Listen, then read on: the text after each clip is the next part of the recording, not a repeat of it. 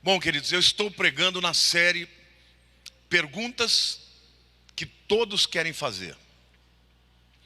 Na semana passada, a pergunta foi: por que pessoas boas sofrem emocionalmente? E aí então eu apresentei para vocês um briefing, uma explanação não muito aprofundada sobre o tema da batalha espiritual.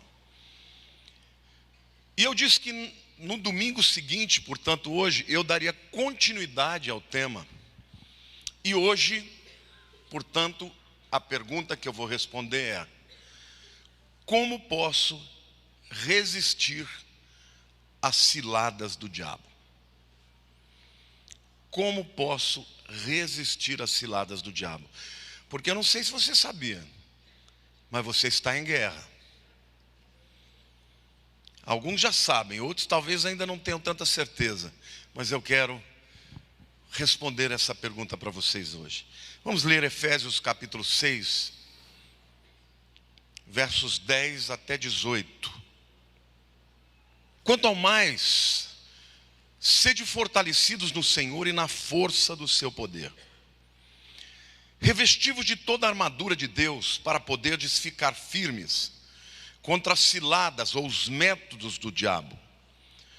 Porque a nossa luta não é contra o sangue e a carne, e sim contra os principados e potestades, contra os dominadores desse mundo tenebroso, contra as forças espirituais do mal nas regiões celestiais. Portanto, tomai toda a armadura de Deus, para que possais resistir no dia mau. Diga assim: todos nós temos um dia mau. E depois de terdes vencido tudo, permanecer inabaláveis. Estais, pois, firmes, cingindo-vos com a verdade e vestindo-vos da couraça da justiça.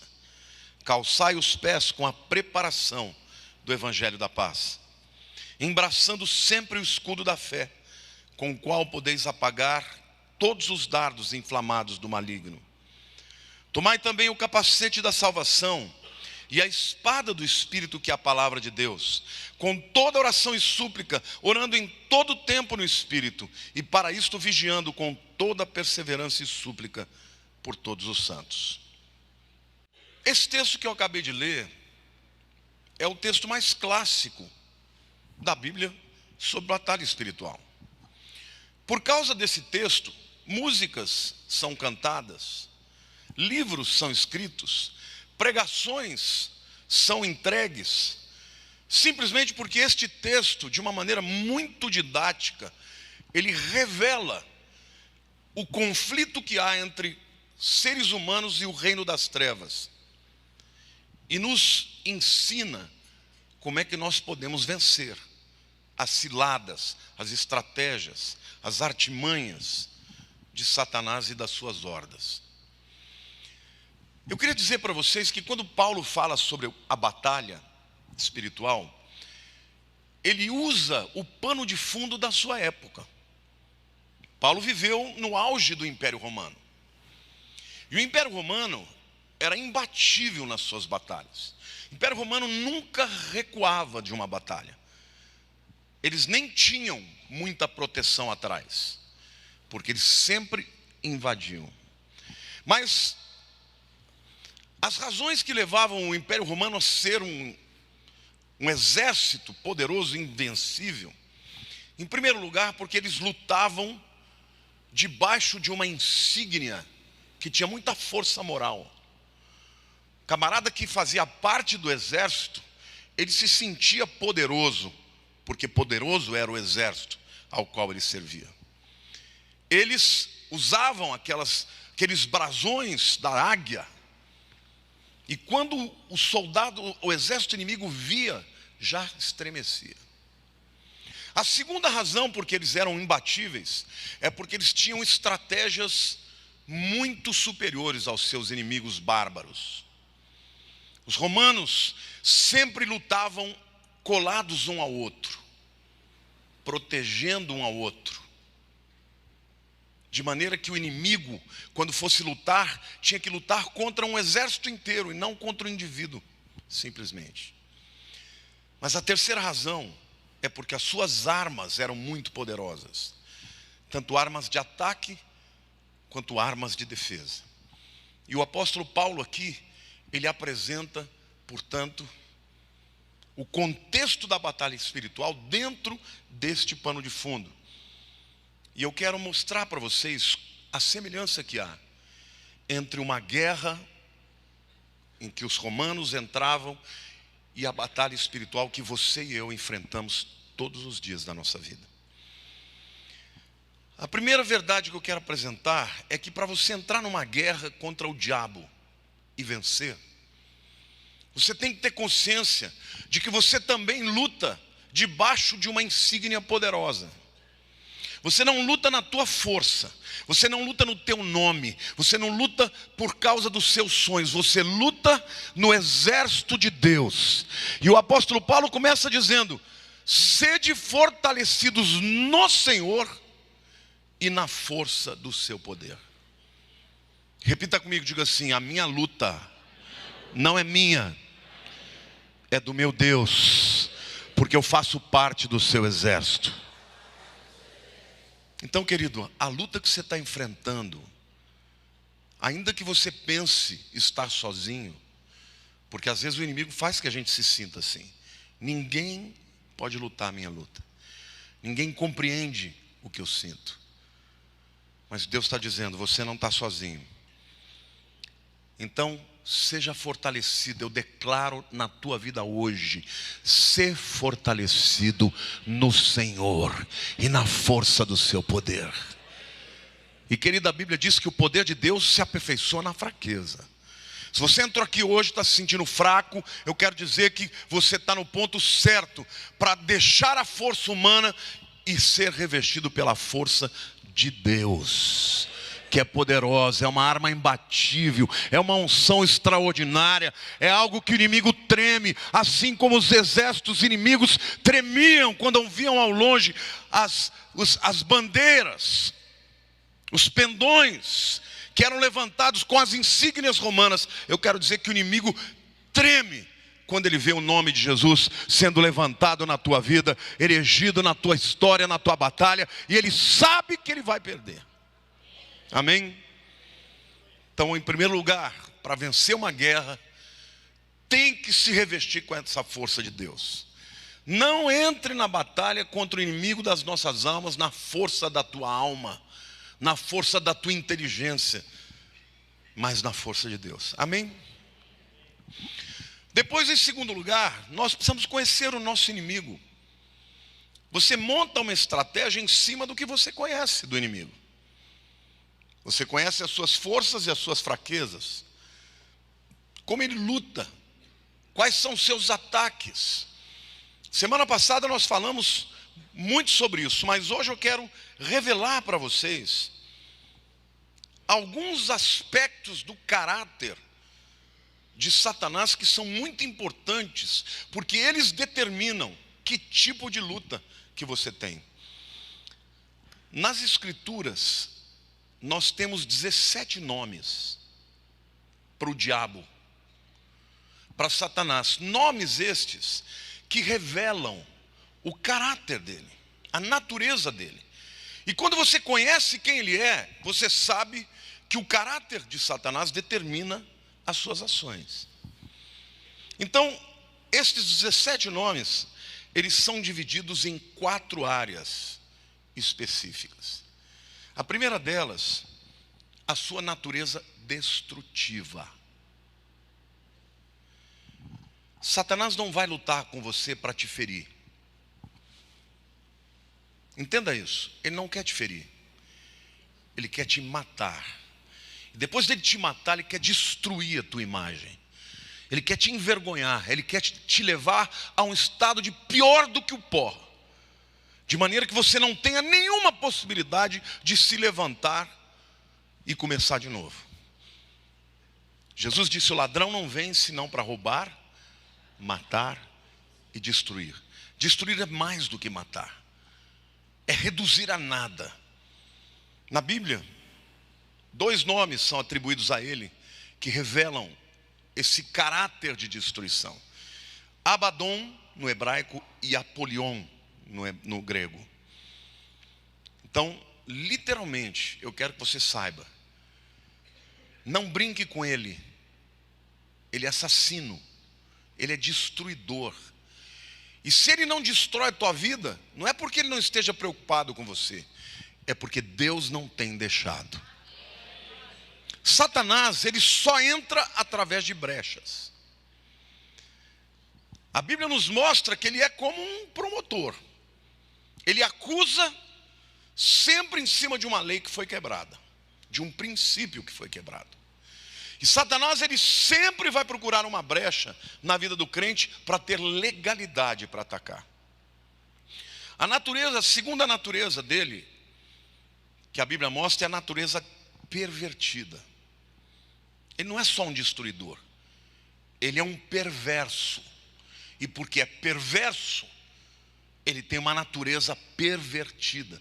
Perverter é distorcer, transformar. Aquilo que é de um jeito, ele distorce. E a perversão tem alguns lados aqui que a Bíblia nos apresenta.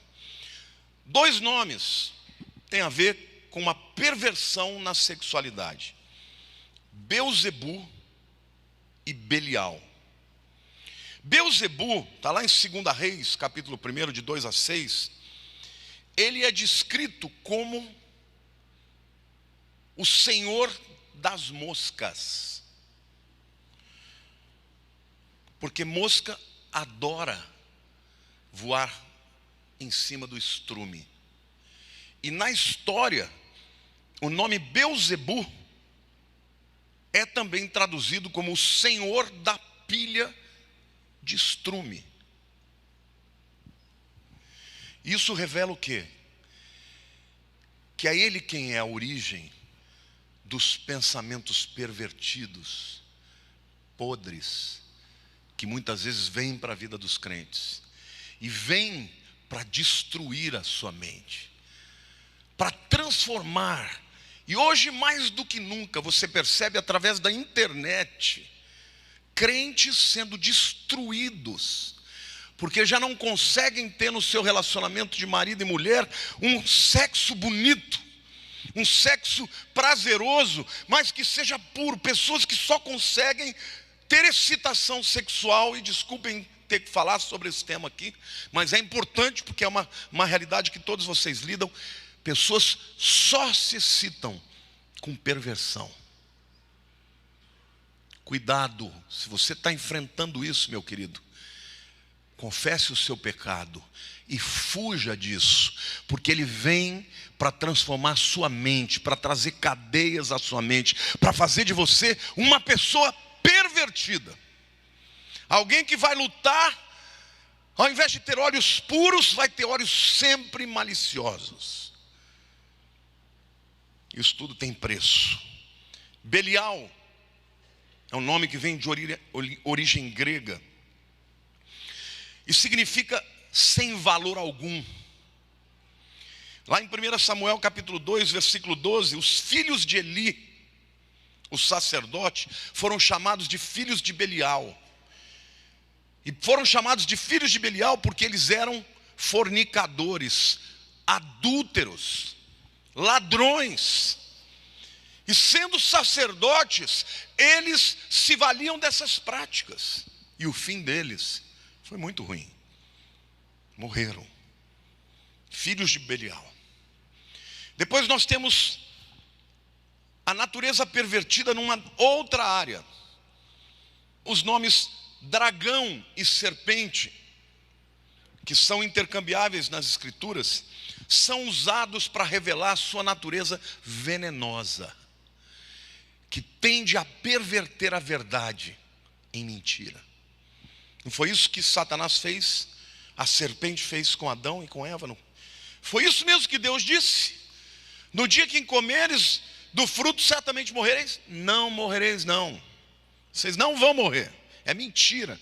Perverter a verdade em mentira. E ele muitas vezes ele destrói. Querido, saiba de uma coisa: a palavra de Deus é a tua segurança, é o teu escudo. Quando o diabo começar a querer torcer a palavra de Deus no teu coração, repreenda, não deixe que ele entre por esse caminho.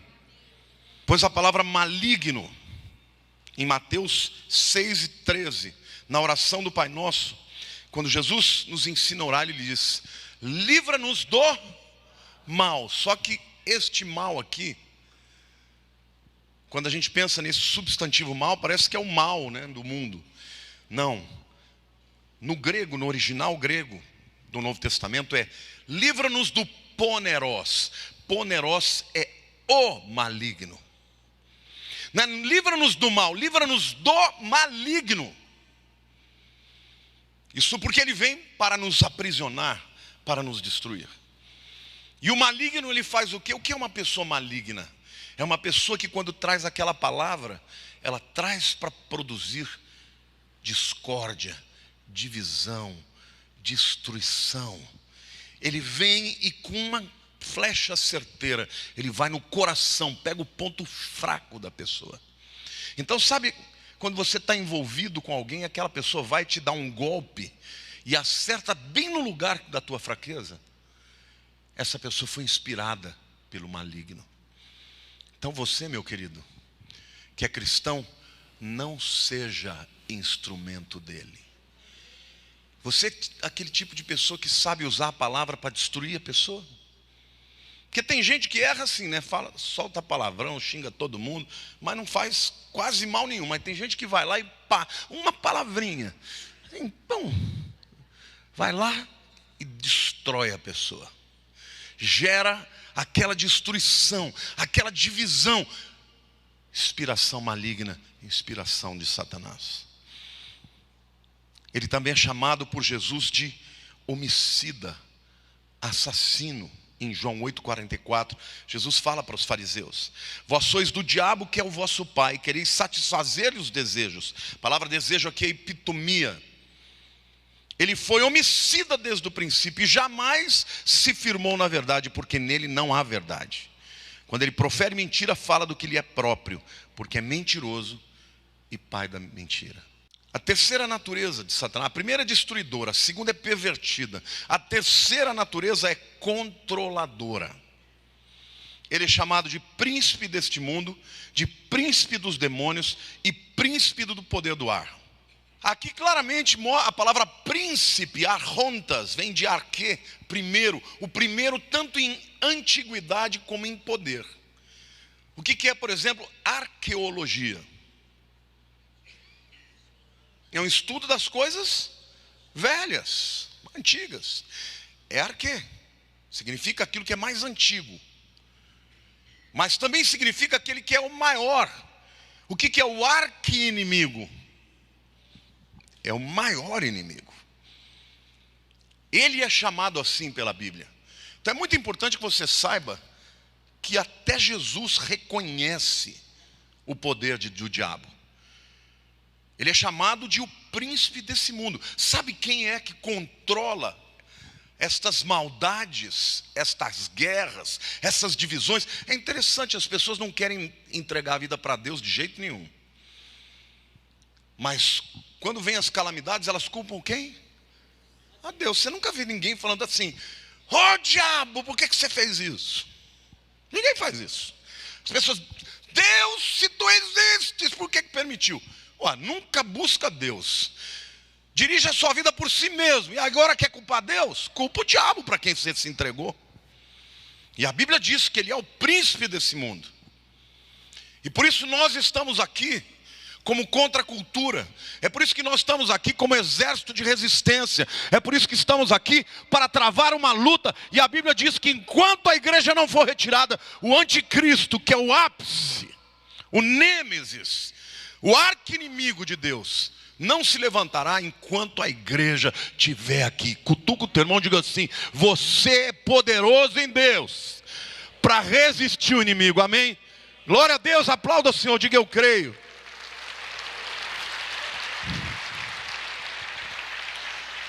Ele é o maioral, é o quem comanda esse mundo, mas ele é o príncipe dos demônios.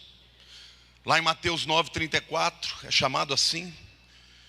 Portanto, de todos os seres espirituais do mal, ele é o cabeça e ele é o príncipe do poder do ar. A sede, o seu quartel-general, está nos ares. É por isso que às vezes você muda de nação para nação, você percebe claramente a diferença dos ares. Você percebe, porque eles são altamente territoriais.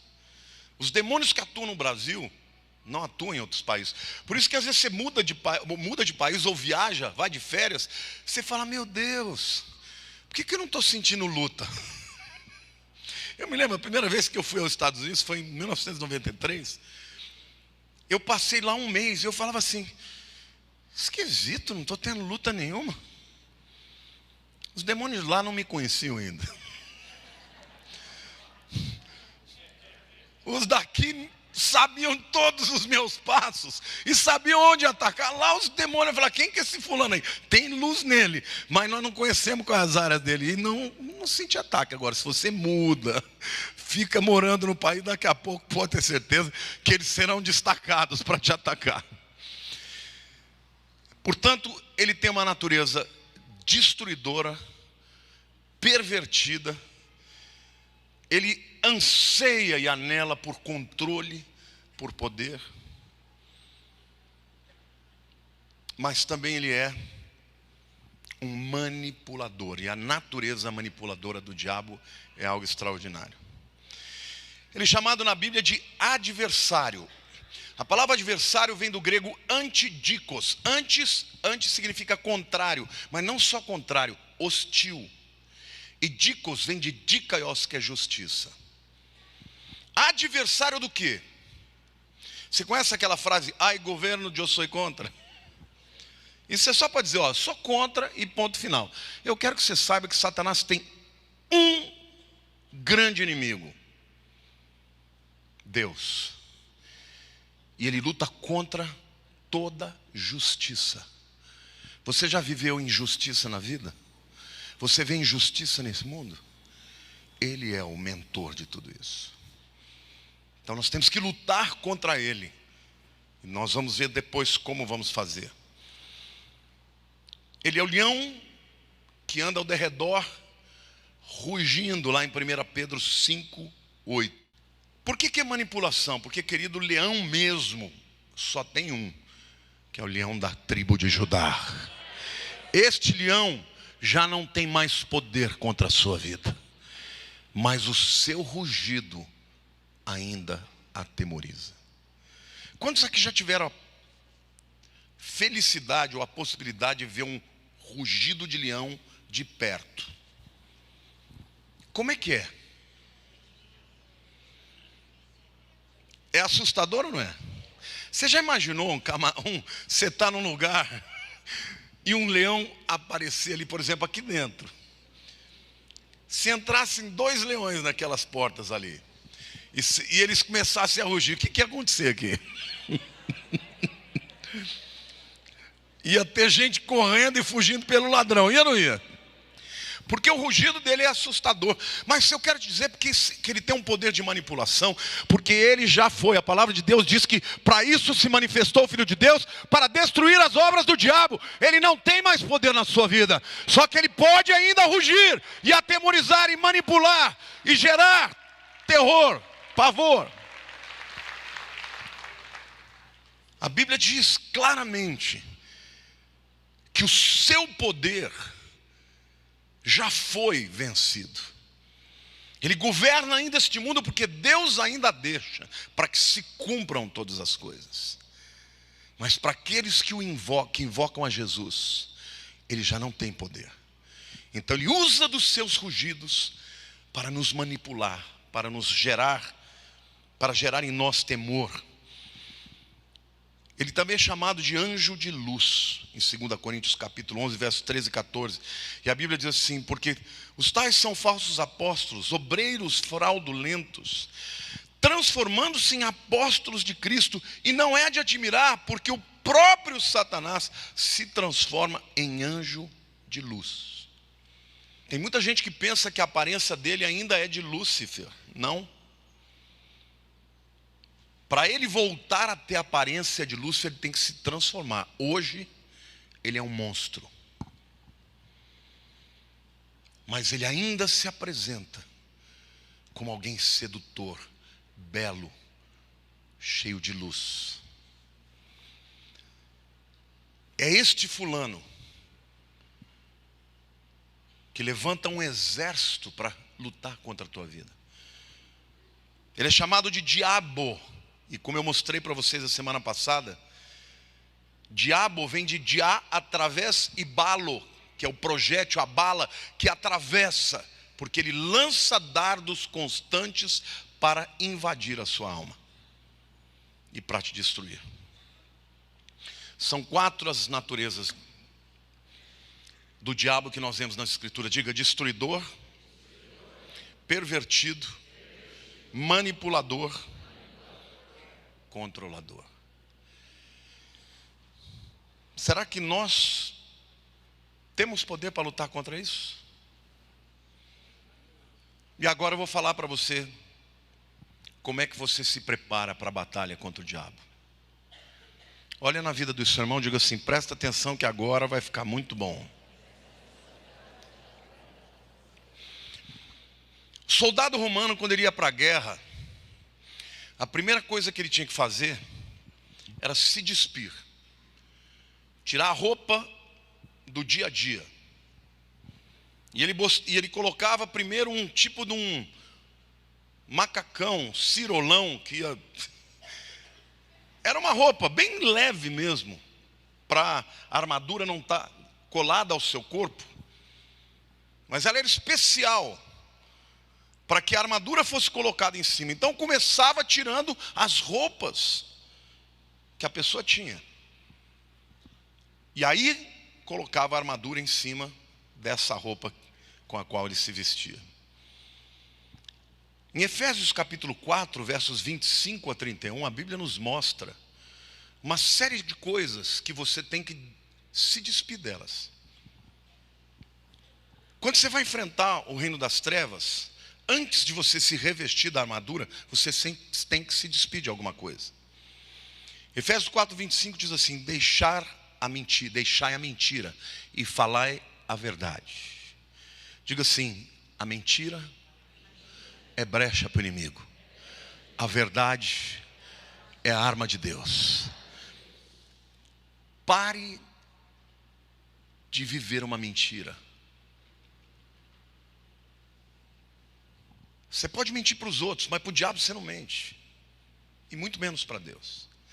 Então, a primeira coisa que você precisa fazer quando você vai enfrentar o teu inimigo é reconhecer as áreas que você precisa ser transformado por Deus. Santidade, querido, é uma arma poderosa. Buscar a Deus. A segunda coisa que a gente tem que se despir, ainda no mesmo texto, versículo 26: irai-vos e não pequeis, não se ponha o sol sobre a vossa ira. Quantos aqui já ficaram irados na vida?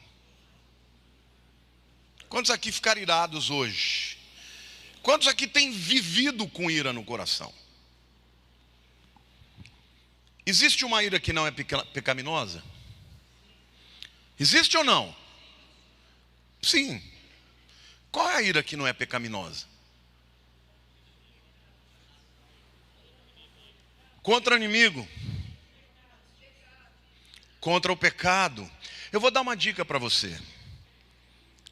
A única ira que não é pecado é aquela que você expressa não porque você foi ferido, mas porque alguém foi injustiçado. É a ira que serve como combustível para você lutar pela justiça, pela verdade, pelo reino de Deus. Jesus fizeram de tudo com ele não revidou. Mas quando ele entrou no templo e viu aquela bandalheira, ele acabou com aquele negócio, deu chicotada para todo lado. E a Bíblia diz, para que se cumprisse a palavra que diz: o zelo do Senhor me consome. Então a primeira coisa que você tem que perguntar para Deus: por que eu estou iradinho? Eu estou iradinho porque a pessoa fez mal para mim?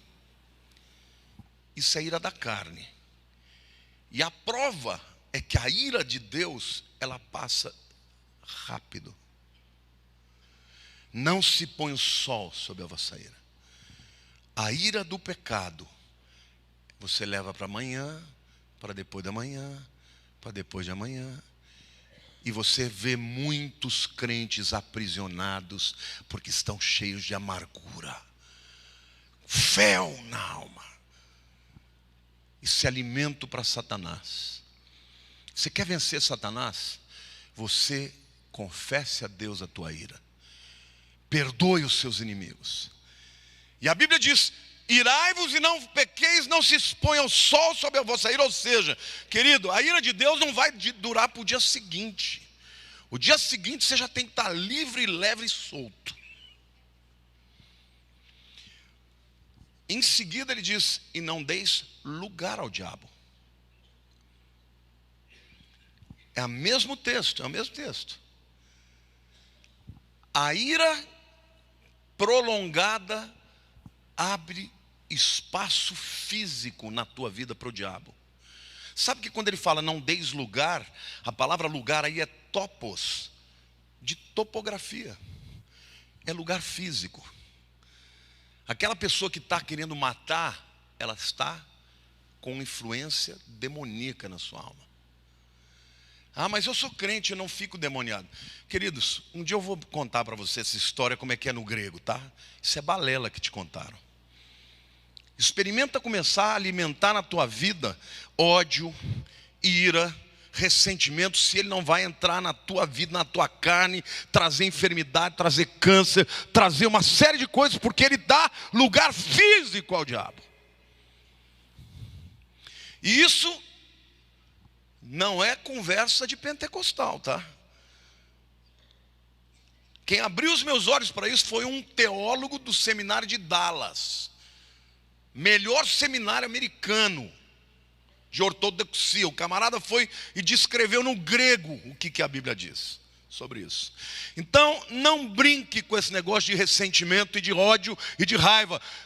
Você foi chamado por Deus para ser instrumento de amor, de graça, de misericórdia, de perdão. Quem perdoa é livre, quem odeia está amarrado.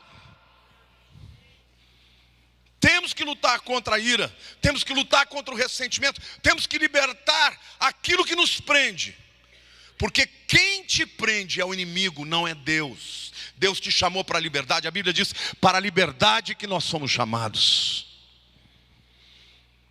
Irai-vos e não pequeis, não se ponha o sol sobre a vossa ira, nem deis lugar ao diabo. O que mais que a gente tem que se despir? Aquele que furtava, não furte mais. Ele é o ladrão. Ele adora ladrões. Quem rouba está dando espaço para ele. Depois, não saia da vossa boca nenhuma palavra torpe. Alguém pode me dizer o que é palavra torpe?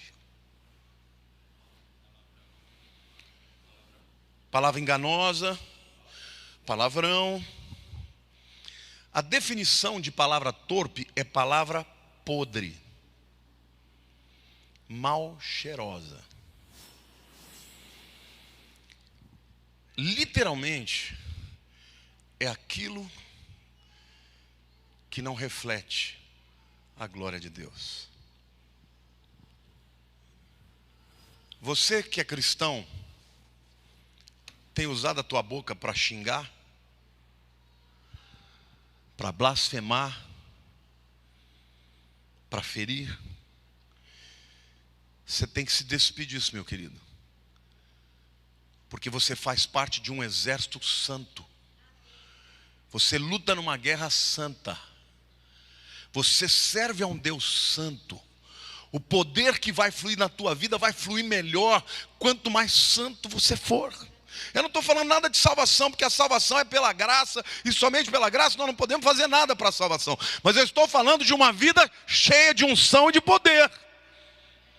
Se você quer vencer o inimigo das nossas almas, tem que se despedir disso. E agora está pronto para vestir a armadura. Então nós nos preparamos para a guerra. A gente se prepara para a guerra primeiro tirando a roupa velha e suja.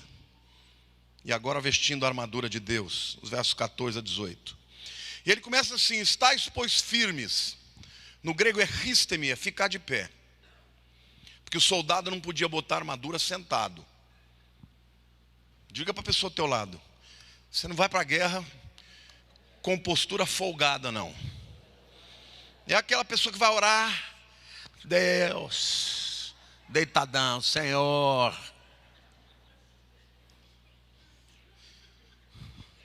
Meu querido, vai para a guerra, levanta.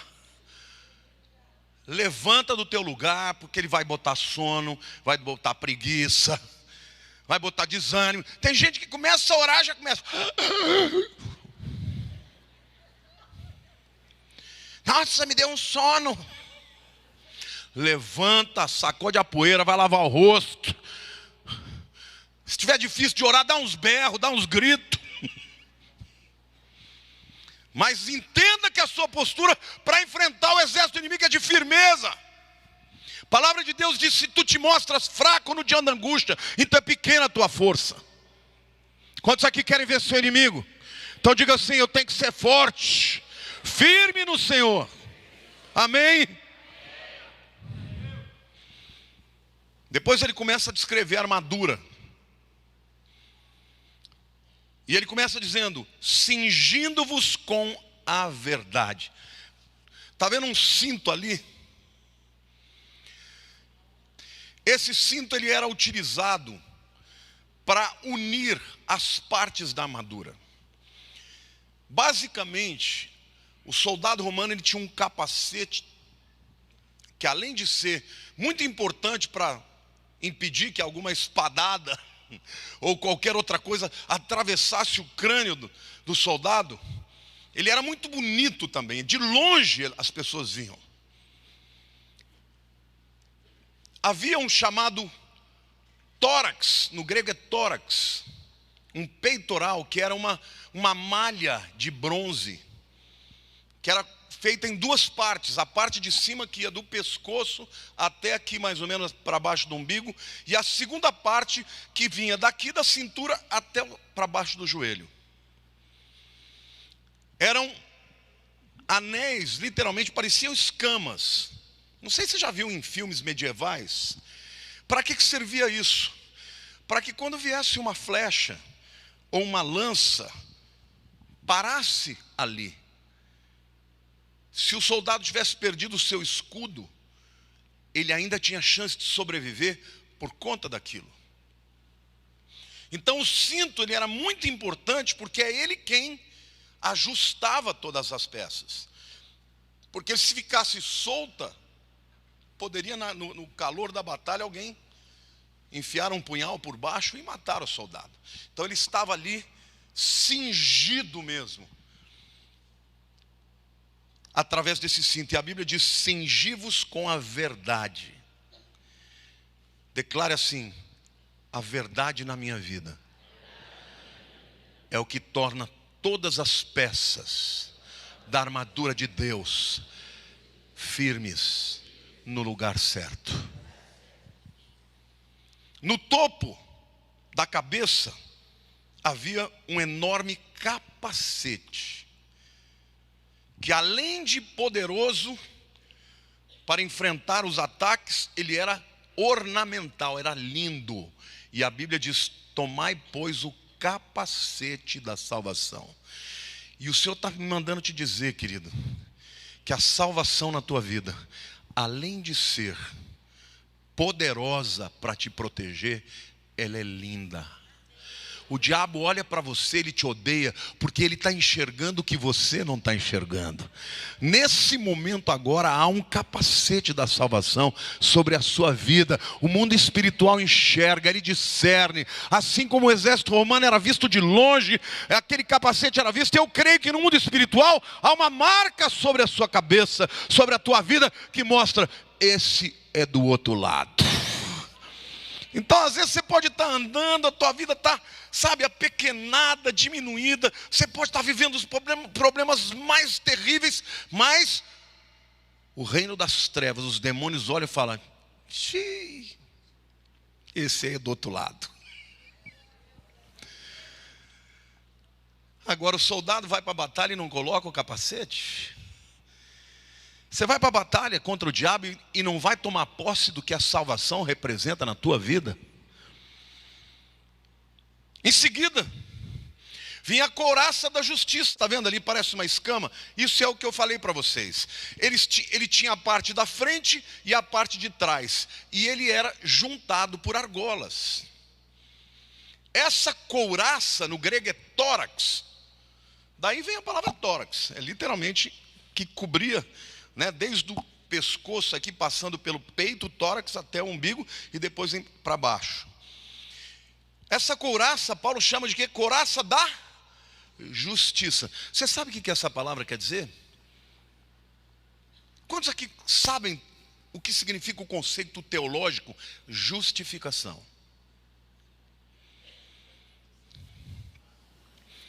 Você sabe o que é justificação? Quando Paulo diz assim: justificados, pois, mediante a fé, temos paz com Deus. Quantos aqui reconhecem que são pecadores? E o que a Bíblia diz? Que o salário do pecado é o quê? A morte. Ah, então você vai morrer eternamente? Não. Por que não? Ah, porque você foi justificado. Eu vou te explicar o que é a justificação. Quando Jesus morreu na cruz, ele recebeu a punição dos pecados de toda a humanidade. Quando você confessa que Jesus é o teu Salvador, os teus pecados vão para Ele e a justiça dele vem para você. Sabe o que o Paulo está dizendo? Quando vier o dardo, aquele que te ataca, aquele que te acusa, mata no peito e fala: aqui a couraça da justiça. Aqui você não tem poder para acusar. Ah, mas você é pecador. Mas os meus pecados foram destruídos lá na cruz do Calvário. A minha morte ele viveu, para que a sua vida eu possa viver. Amém? Ele foi condenado para que eu fosse justificado. Amém, irmãos? É o que Paulo fala aos Romanos: o justo pelos injustos. Como por um só homem entrou o pecado no mundo, em Adão todos nós nos tornamos pecadores, mas em Cristo todos nós nos tornamos justificados. É por isso que a Bíblia diz que até nos santos dos santos, que ninguém podia entrar no Velho Testamento a não ser o sumo sacerdote uma vez por ano, morrendo de medo, com sinos nas suas vestes, porque se ele tivesse um pecadinho ali, caia duro. E a Bíblia diz: agora o véu rasgou, você pode entrar com coragem, trepidez nos santos dos santos, na presença de Deus. Então o que Deus está dizendo para você? Quando vier o dardo inflamado, quando vier a lança do inimigo, quando vier a flecha com fogo, com mentira, com engano, com veneno, com acusação, mata no peito e diz: eu estou justificado pela minha fé no sacrifício do meu Rei, do meu Senhor, do meu Redentor, do meu Salvador, Yeshua HaMashiach, Jesus Cristo, o meu Rei. Amém? Glória a Deus.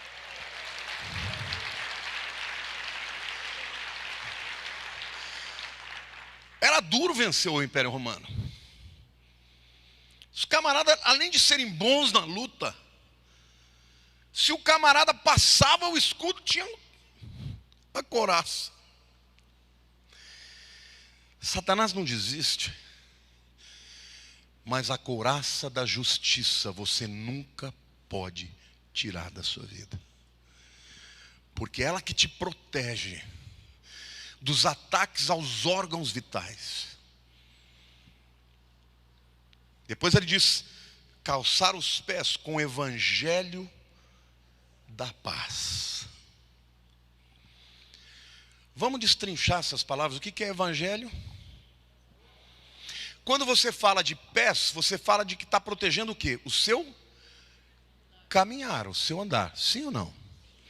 Caminhar na Bíblia sempre fala de estilo de vida. Você é futriqueiro?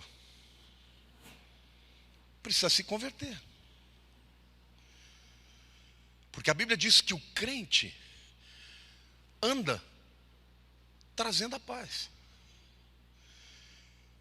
Você promove briga, divisão, para se converter. Porque Deus te chamou não para ser o acusador está do outro lado.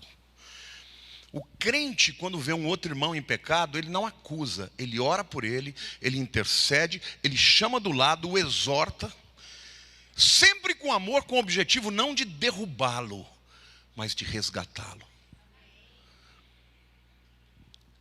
E a sandália para o romano era muito importante porque ela era maleável, mas ao mesmo tempo ela protegia os pés nos terrenos que eles tinham que lutar, muitas vezes terrenos pedregosos. Eles tinham que ter uma sandália maleável, mas ao mesmo tempo que protegesse os pés, porque alguém com o pé ferido não pode vencer a batalha.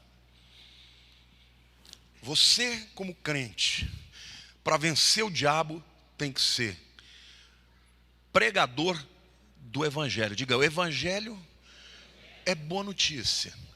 Tem gente que adora dar notícia ruim. Sabe fulano? Tem adultério. Fica até arrepiado.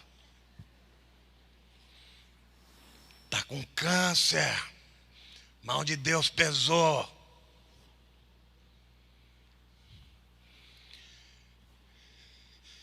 Quem aqui tem mais de que um filho aqui? Quando você vê teus filhos brigando, um batendo no outro, qual é o sentimento que você tem? Você quer bater nos dois, né? Você tenta promover a paz. Se não dá, você quer dar uma coça nos dois. Porque não tem nada pior para um pai do que ver filhos brigando. Não seja você um promotor de discórdia.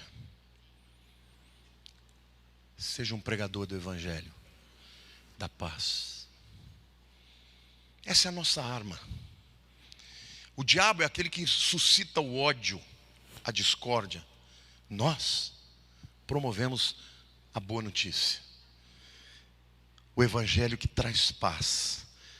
A paz que excede o entendimento. E eu quero te dizer hoje, meu querido, você que entrou aqui, que talvez esteja no meio de uma guerra, o teu Deus é o príncipe da paz. E a paz vai prevalecer. A paz vai prevalecer a guerra. O amor vai sobrepujar o ódio. O perdão vai arrebentar as cadeias do ressentimento. E você vai ser livre e libertador. Porque você luta debaixo da insígnia do poder de Deus. O teu exército é o exército celestial. E Deus tem para você um chamado de vitória. Em nome de Jesus. Amém, queridos? Quantos podem dizer aleluia? Eu creio.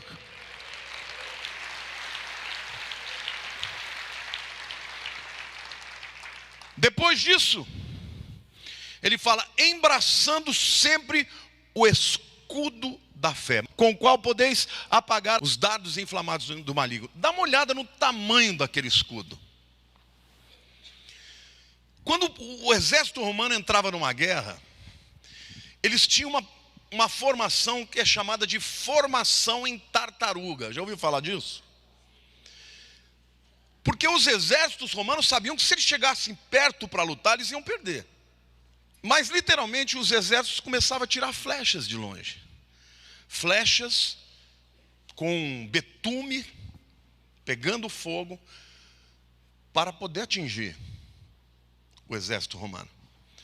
Quando eles viam aqueles milhares de flechas voando, eles todos agachavam, ficavam literalmente parecendo um casco de tartaruga.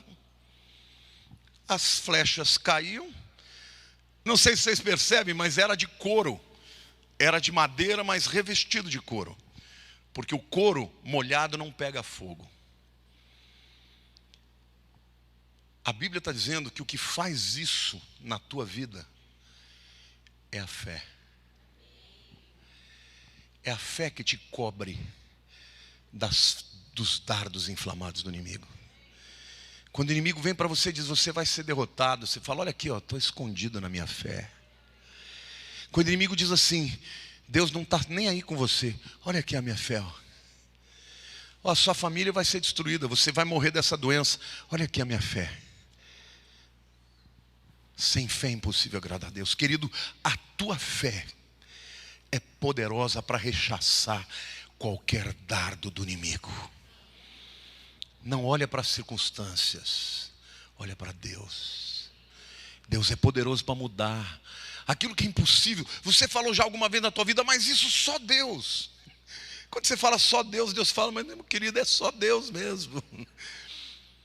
A fé é que nos protege contra os dardos lançados à distância. O inimigo sabe que se ele entrar no embate com você, se ele revelar quem ele é, se ele revelar suas armas, aí você vai meter espada nele. Ele manda de longe. Mas diga assim, pela fé, eu posso vencer todas as coisas. Todas essas armas são armas de defesa. Mas tem uma arma que é de ataque.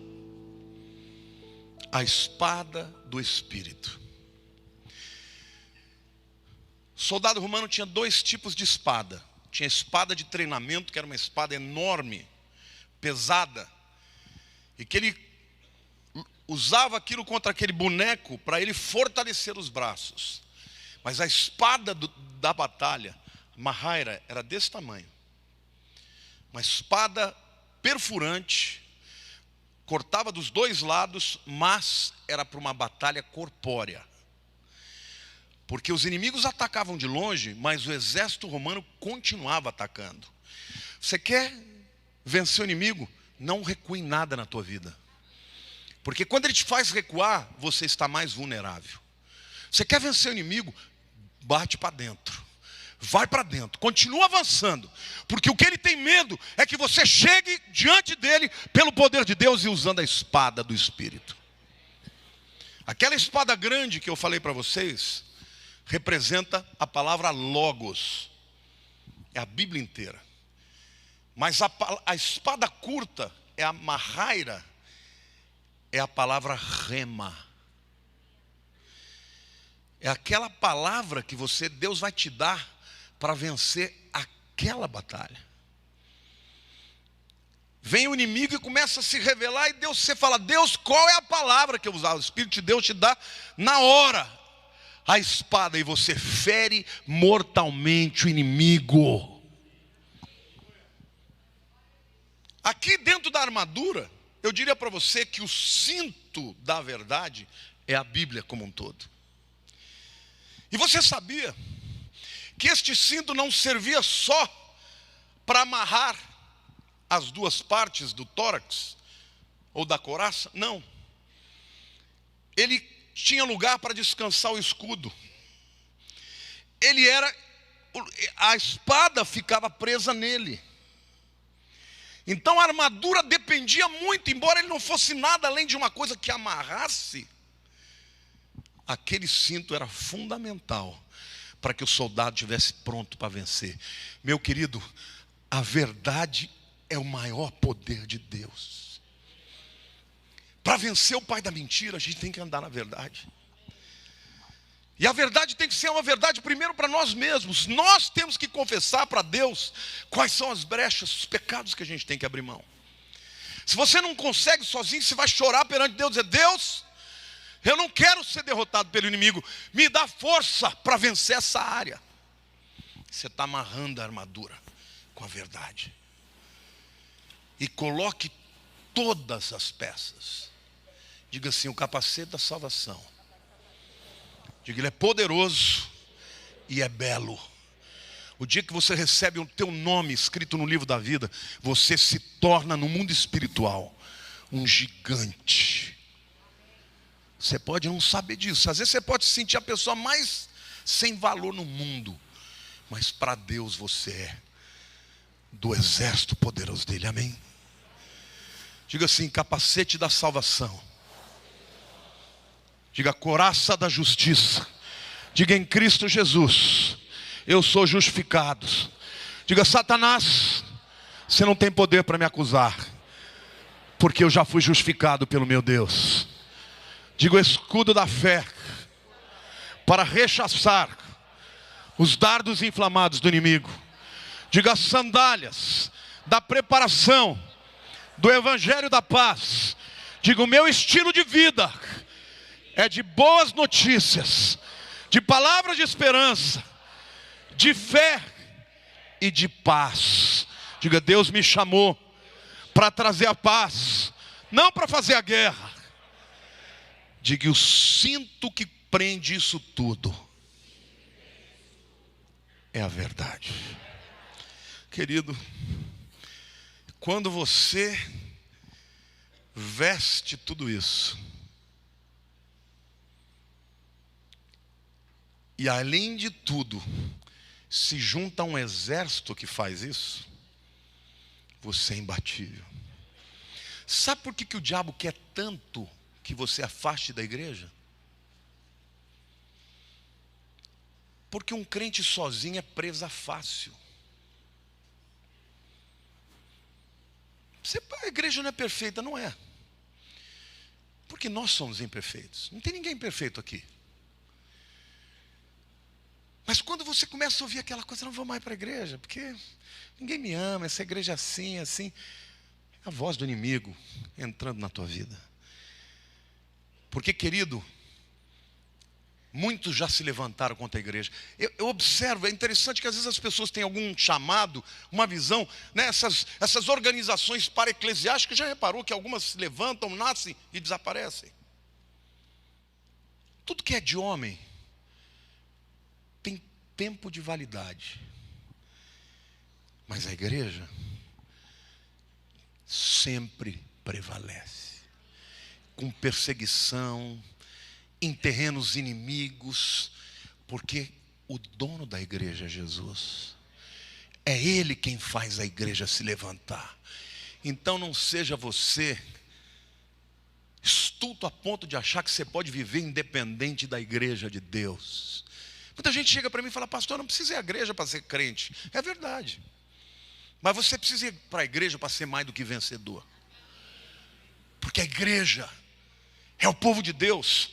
Essa pessoa que está do teu lado, ela não é super poderosa. Mas você e ela são mais do que você sozinho. Amém? Nós, quando estamos juntos, nós somos poderosos. E o principal exército do inimigo, a sua arma predileta é dividir para conquistar. Por isso, igreja de Deus, fica de pé em nome de Jesus.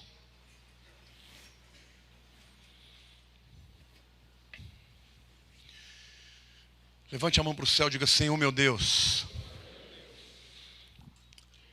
o Senhor me mostrou hoje quem é o inimigo. O destruidor, o pervertido, o controlador, o manipulador. Sua estratégia é roubar, matar e destruir. Mas o Senhor me mostrou hoje que eu posso me despir das armas humanas. Pecados, carnalidade, mentira, palavras torpes, iras, contendas, e me revestir com a tua armadura. Por isso, em nome de Jesus, Pai, eu me alisto ao teu exército. E a tua promessa diz que em Cristo Jesus eu sou mais que vencedor. Satanás vai continuar se levantando, mas eu resistirei, e a vitória virá, porque tu és fiel. Em nome de Jesus. Aleluia. Aplauda o Senhor, querido.